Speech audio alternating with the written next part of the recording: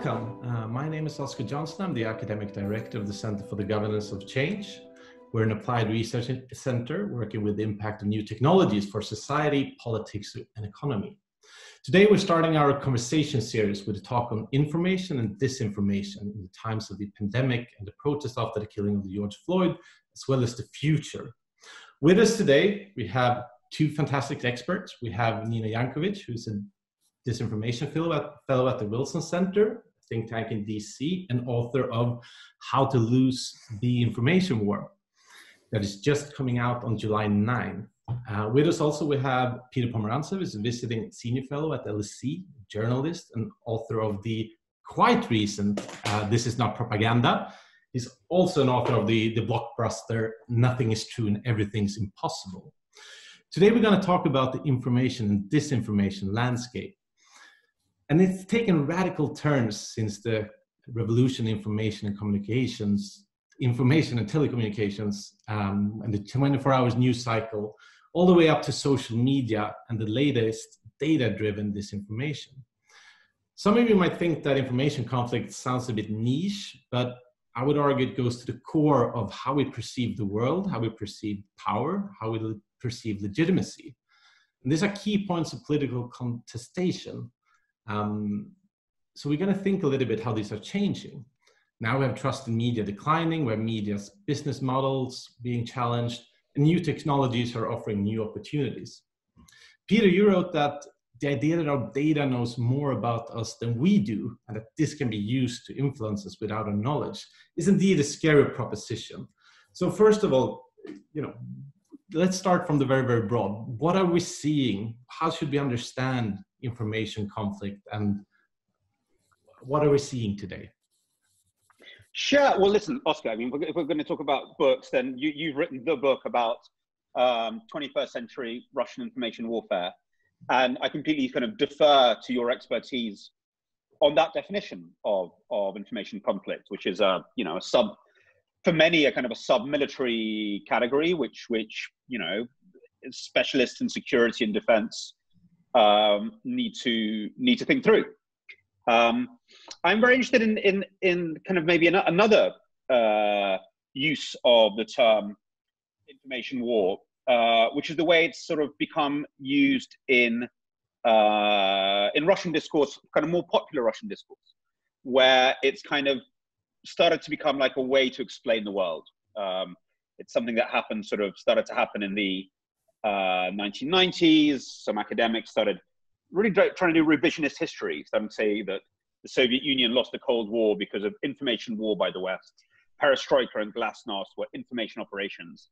And it's a worldview that the Kremlin has used more recently as a way to explain away its failures. So there's a report about Putin's corruption. Oh, that's information warfare from the West. There's a uprising in Ukraine. That's information warfare.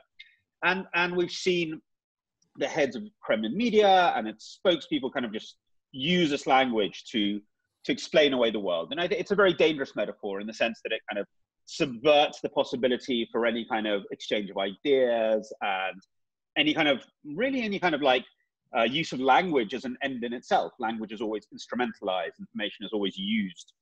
And so we have to strike this really complicated balance between understanding that there are forces, states, other forces as well, who really do use information as a weapon with the aim of confusing what they see as their opponents, slowing them down, diverting attention, use information in a very weaponized and militarized way.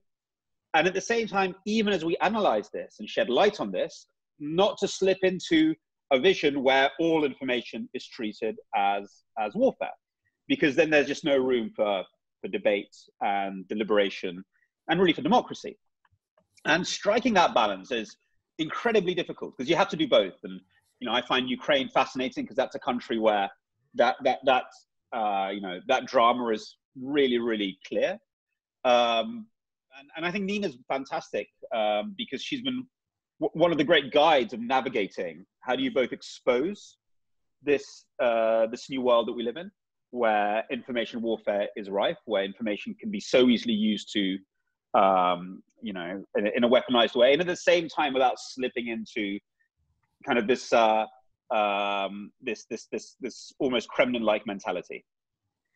I think that's a perfect segue over to you, Nina. And Nina, you also wrote in Wired last week saying that this is less about foreign rubles and more about secret Facebook groups, but also that foreign actors are exploiting the privacy and community in these groups.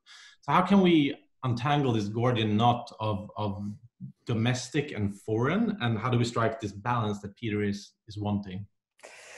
Well, I think that's the question of the century, as it were, right? So in Facebook groups and also in encrypted messengers like WhatsApp and Telegram, we've been seeing more and more disinformation flowing through these vectors over the past couple of years since Facebook's pivot to privacy, right? Where it was starting to prefer and make more authoritative content from people's friends and family over, for instance, things coming from brands, media outlets, and other pages. And this is something that bad actors have adapted to in order to kind of give an air of plausible deniability. They are infiltrating either through fake accounts, inauthentic accounts, or through kind of go-betweens, infiltrating these places that have a lot of trust and community. That's what they were built to engender, right? And so people trust the information that they find there, and then it's, you know, being spread and amplified outside of those groups, outside of those messaging platforms. That's in part how the Plandemic video spread, but we're also seeing a lot of other conspiracy theories spreading on groups. When I was researching that story, and another one that will hopefully be coming out soon, you know, I joined 5 or 6 of these groups specific to New Jersey, where I was born and was from, because these are, you know, interesting to me as a researcher, how my own home state is coping with this stuff. And if people I know from high school, for instance, are engaging in it. And just from joining a few of those groups, within hours, I was recommended to join a white supremacist group, a QAnon group, a bunch of other, you know, conservative media outlets and things like that, to follow those pages, even though for 14 years on Facebook, my main interests have been theater and dogs. That was all erased. So I think that just goes to show how the algorithm works and how it's trying to keep you really engaged on the platform, to keep you clicking around, to keep your eyes on the platform. And it's a business model question at the end of the day. So what regulation are we going to put in place so that that business model is protecting users and not just the shareholders of the company? That's the main question. It's not about removing content, right? It's a business model question. And then I think there is a, you know, responsibility that the platforms have to their users to give them more information about the content they're getting and why it's being targeted at them and how. Most people have no idea how, and I'm picking on Facebook a lot today, but this is true for pretty much every platform that we might use. People have no idea how it's curated. They don't know that it's run by an algorithm that's trying to keep them, again, engaged on that platform. I think people need more of that information so that they can navigate this increasingly complicated information environment. It's not about playing whack-a-troll. It's not about removing content. It's about empowering people. And right now, Facebook certainly is not doing that.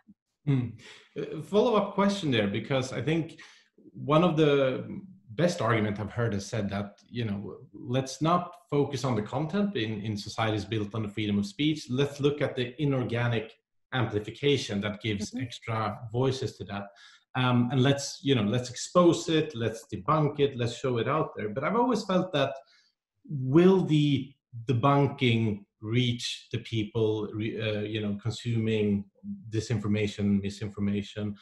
And will people care if Facebook has a check mark saying, this may not be accurate, or are we too prone to the views we want to have? I think we've already seen that for certain people, they're not going to trust any fact checks, right? They think that Facebook is part of the deep state cabal that is undermining Trump's next great victory, when in fact it's working toward the opposite, right? But I think, unfortunately, fact checking is only going to reach a certain group of people that is open to that. And I'm not saying we need to try to change the minds of the loony fringes. We might not ever be able to do that. But for the people in the middle, again, empowering them with more information, and I'm not necessarily talking about fact checks, I'm talking about them getting to that conclusion on their own and sussing it out on their own.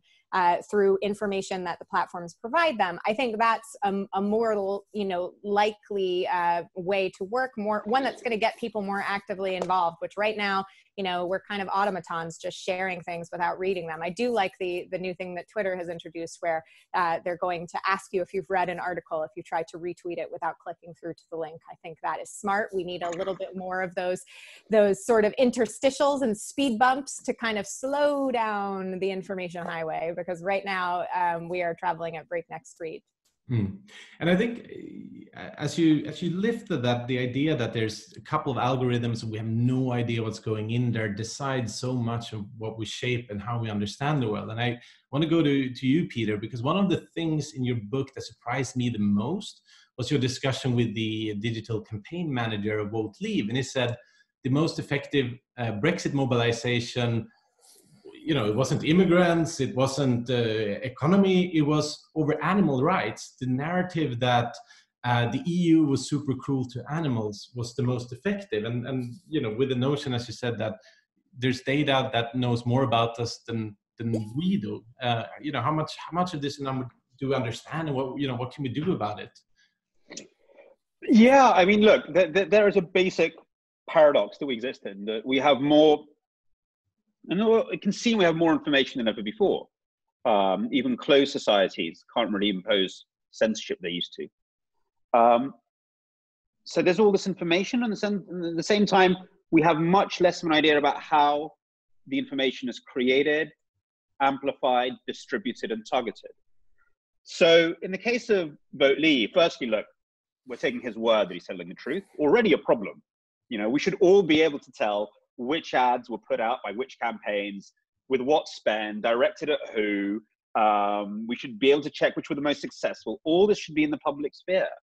The fact that we're already guessing means that we can't really come to any decisions around, or any clarity around the decisions that we make as a society. If we don't know why the Brexit vote happened, why were people voting, what inspired them to vote, then it's very hard for us to then as a society understand what exactly we voted for. So it's this paradox, more information than ever before, and yet we live in a new form of censorship where we don't understand how the information environment around us is created and curated. We don't understand whether something online is authentic, organic, or inauthentic and amplified. And we don't understand really simple things like who's behind a political ad that we see. So I think that can only change with really quite radical regulation. I think we're moving towards that in the EU and in the UK. I don't know what is going to happen in America. So, that's a big step forward. And that would, I think, also, if we have that kind of transparency, I think that's deeply connected with the vision of what is a democratic citizen online? What does it mean to have rights online? I think it is part of freedom of information. I think it's the right to understand how the information environment around you is shaped. And I think that would put democracies in a very different space to authoritarian regimes, because the Putins or the Xi Jinpings or even the Dutertes or the Bolsonaros of this world, they don't want their citizens to know this. They rely on being able to manipulate this space. And that could be a new way to define the difference between democracy and non-democracy, because that line has become very blurred in the information space. It used to be a very simple thing. It used to be censorship versus pluralism. Now that line's become very, very confused. So I think that's the direction, the vector of travel that I'd like to see. I'd like to see the major democracies being able to agree on the level of transparency needed for an internet that is truly democratic. Of course, we're slightly missing one important player in all this conversation, which is the United States. But maybe we'll just have to move on without the US. Yeah, no, and I think, you write in the book that you have a dream of a information meteorology where you can, get an overview of this. But, there's the old truism that the first victim of war is the truth, etc. But I'm trying to look at this more from the pandemic point of view. And I think the EU versus Disinfo recorded something like 25% of all its disinformation campaigns within the span of a couple of months after the pandemic. It's been on for years. And I think even going to my native Sweden, seeing, this is you have the most established researchers battling with each other, calling for, you know, fake news and alternative facts. And so the question is how, I like the ideal of a rational and enlightened debate, but it feels, and also coupling with to the protests following the killing of George Floyd in the US, it feels this might only hold as an ideal, whereas as soon as it gets very, very conflictual, you have the contestation becomes so intense that all these demands are just dropping.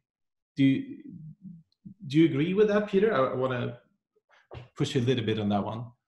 So listen, all regulation can do is create enough transparency for the people who do want a kind of a functional democracy to be able to compete with the other side. So if we at least knew which disinformation campaigns were being targeted at who, what's successful, we could at least act to mitigate them. At the moment, even something as basic as fact checking, which, you know, it's unclear about how effective it is, but it's a noble pursuit, is operating in the dark. Fact checkers just get told by Facebook, go and fact check this. And they're like, but why this disinformation, not that? Who's seeing it? Who's pushing it? We have no idea. So until all the regulation can, probably should do, is a guarantee there's enough transparency for us to be able to compete with the people who are creating these campaigns. These aren't organic things, you know, these are pushed campaigns. You know, these are people pushing conspiracies about 5G and coronavirus, et cetera, et cetera, et cetera. Even the crazy conspiracy stuff very quickly becomes a business and is then amplified as a business. QAnon has long become a business. Yeah.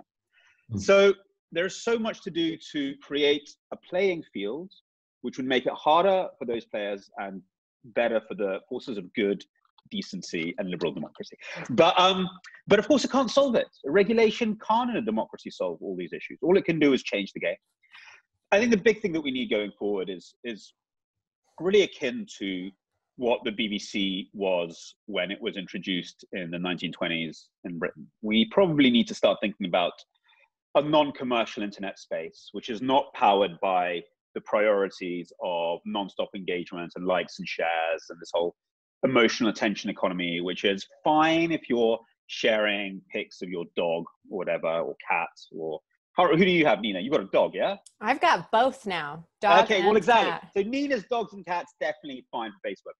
Our political debate, probably not the best space for it to be happening. So that space has to be created. I'm not saying ban Facebook, but I do think we need to create a public space where the priorities are not based on commercialization and where a different kind of logic holds. You know, and that's what the BBC was. The revolutionary idea of public broadcasting was that we would have a space that is non-commercial and non-state, where our debate can happen, where our social cohesion can happen, where our where our big questions are kind of understood and filtered. The trick would be to not just create the space, but make the space interesting, vital, and exciting. Because I could just see the EU creating a really nice, decent internet, and no one uses it because it's so boring. I mean, that would be the ultimate EU project. So for that space to be successful, it needs to be designed in a way that really understands the deeper emotional desires for democracy that we have. That means really kind of thinking, why democracy? Why deliberative democracy? Maybe it's better just to have this crazy majoritarianism and tribalism. Maybe that's who we are. So we have very serious questions to ask ourselves. How can we decide to create an online space where we have probably public services, where you probably organize, your roadworks, probably organize all your health stuff as well. It can be a very useful space, but also, really satisfies people's desire for democratic governance. So anyway, I think that's the level of intervention that we need. Yeah, no, and just to pass it on to you, Nina, I mean, the single most question you're likely to be asked for the rest of the year, I assume, is how do we not lose the information war? I know you, addresses the opposite, but, please go ahead. Well, it actually does, lay out a plan for how to win in the end. And I agree with a lot of what Peter said. I maybe am a little bit less or no, I think I agree mostly with his vision that, you know, there needs to be a public utility of the internet. We don't treat it that way right now. I agree that the EU would probably create a very boring social media space. But it actually reminds me of a conversation I had in 2018, I think October of 2018, where I was on a panel with someone from Facebook and a critic of Facebook, someone who's a lot meaner to them than I am, which I know is hard to imagine. But we were with an audience of mostly Eastern Europeans, and someone from a small Eastern European country that I shall not name because it was Chatham House, la, la, la, la, la, got up and said, you know, I work for my prime minister. We've been getting a lot less engagement on our Facebook page lately. What can we do about that? Are we expected to buy ads? And this was at the beginning of the pivot to privacy. And the Facebook representative, honest to God, said, you can buy ads or you can make a group. They told the prime minister of a country to make a group to engage with their constituents. And Facebook, you know, claims all the time that they're there for civic engagement, that they're registering people to vote, they're doing all these things. But when it comes to actually providing that communication mechanism between an elected official and their constituents, Facebook prioritizes content that of my cat and dog, which they are very cute, but you know, we have to level that out sometime. And it has to be incentivized either through regulation or creation of a different space. And I don't think that the government, any government really, except maybe Sweden could do it, can innovate and be as agile as we need to be to create a space that would actually be engaging for people. I'm not sure. So back to how we win, you know, the most important thing is to look at people. It's something that I've seen over and over again in all the countries that I've researched and worked in. The folks who securitize this problem, who just make it a defense issue, who don't understand that disinformation plays on real emotion and real fissures in society, they're the ones that are losing. Also, people that are losing are the ones that are politicizing disinformation for their own purposes. Just this morning, we saw President Trump sharing a tweet about mail-in ballots being forged by foreign countries and sent to, you know, undermine the election. Pure disinformation. When the president sends a tweet like that, I'm sure, I know I do, every disinformation or counter-disinformation practitioner in the United States across the US government, some are doing very good work. They're groaning, they're dying. They just want to fall in, you know, fold in on themselves and die because it's undermining all of the good work that's happening. And we can't call out Russia or call out domestic disinformers when the biggest one, unfortunately, is leading the country right now. And we've seen this play out in contexts like in the Republic of Georgia, in Poland, similar, you know, clear-eyed assessment of the threat coming from foreign adversaries, but the use of disinformation for their own domestic political purposes. And that's something that really worries me. So hopefully people will start to demand, you know, more truth from their elected officials, get out there and vote, protest. That's what is the real antidote to disinformation. And I know that's not a panacea. We can't wave our magic wand, but it's something that really, really matters because democracy runs on participation, and the ultimate goal of disinformation is to undermine that. Well, I mean, speaking of waving with your magic wand, that's exactly what I was thinking we were going to do for the last questions. But first, I want to say, I think you're putting the key issue of how do you deal with disinformation when you have, you know, a president himself, you know, utilizing that. It's really hard to maintain some kind of both perspective and high ground on that. But what I wanted to ask is a little bit, I mean, both of your ending chapters have a bit of an outlook to the future. Nina, you write about the 2028 presidential election, and Peter on the future starts here. So I wanted to try to make you wave your magic wands a little bit and give us the biggest trends to come in the future of the information confrontation. I think the last real big one we saw would probably be the Cambridge Analytica data-driven targeted information and disinformation. I would say both goes in there. So what do you see and what do you don't see? I don't know who want to go first. I'll go first. Okay. Unfortunately, a lot of the things that I predicted in the last chapter of my book are already coming true.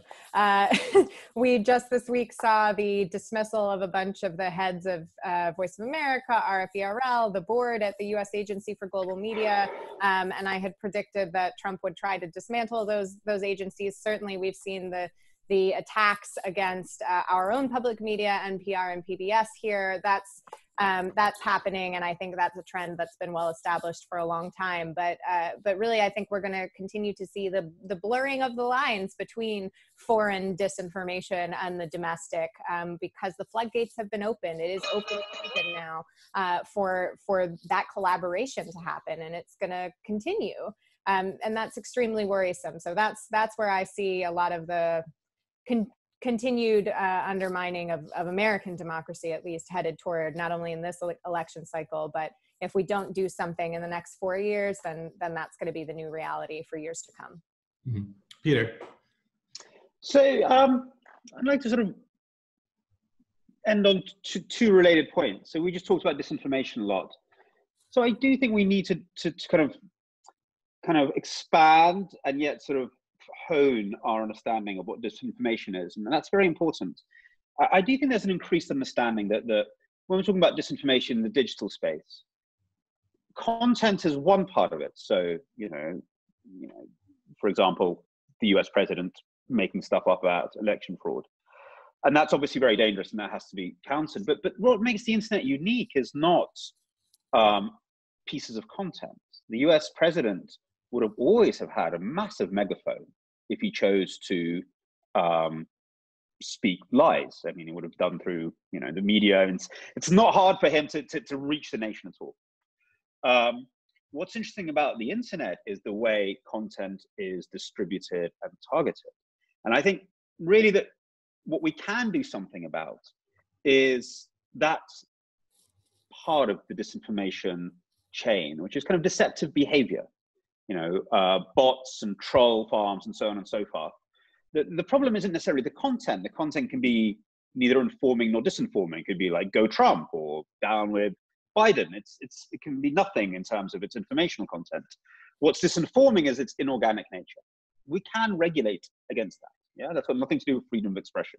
We can say, using the platform's own definition, coordinated and authentic behavior should be made illegal. Troll farms should be illegal.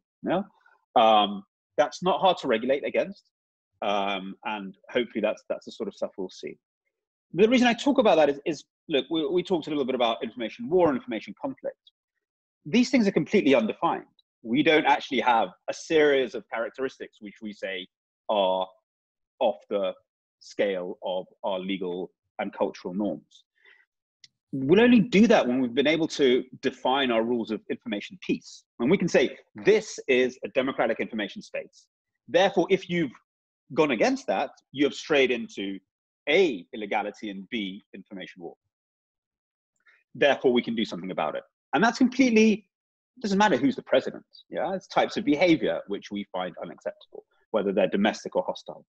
So we're always floundering with the information war stuff when it comes to actually doing something about it, because sorry, I'm being called all the time.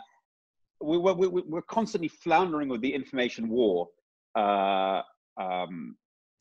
space when we need to actually pass regulations against it, because we can't define the good, we can't define information peace.